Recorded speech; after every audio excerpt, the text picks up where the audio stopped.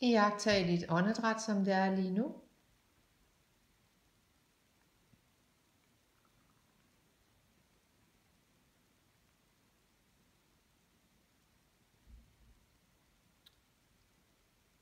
Begynd at gøre åndedrættet dybere. Så her næste gang du ånder ud, så giv dig god tid til at ånde ud og skub navlen tilbage mod rygsøjlen. Tøm dig for den brugte luft. Ånd ind på bagsiden af dit hjerte, når brystkassen udviser.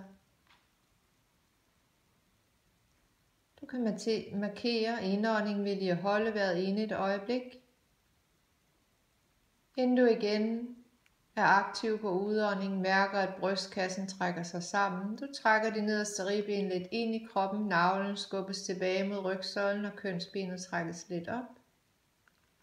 Marker udåndingen, inden du lader indåndingen strømme ind på bagsiden af hjertet, ind imellem ribbenene, videre op under brystben og kravben.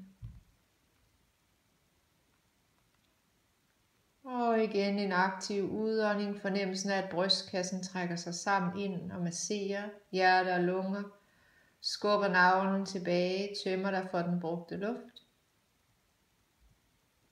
Marker lige udåndingen ved at være lufttom et øjeblik.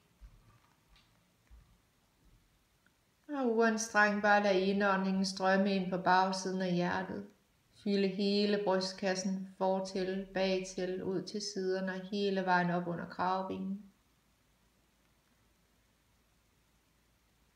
Og en aktiv udånding, hvor brystkassen trækkes sammen, mellemgulvet buer lidt opad, nederste ribben trækkes ind i kroppen, navlen skubbes tilbage og kønsbenet lidt op.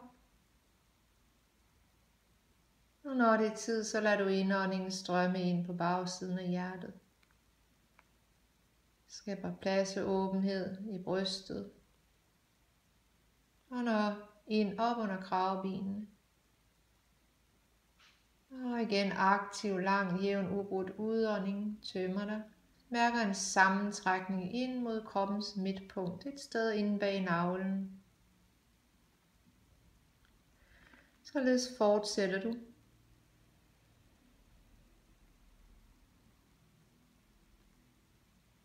Begynd at tilføje et blødt ujjayi-åndedræt, hvor du laver en lille sammentrækning, en lille modstand i overgangen mellem hals og bryst.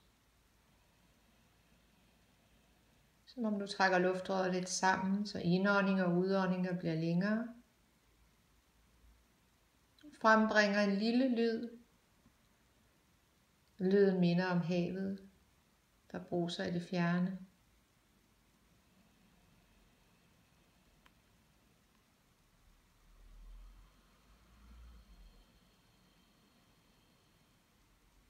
Og lad det hele være let og uanstrengt.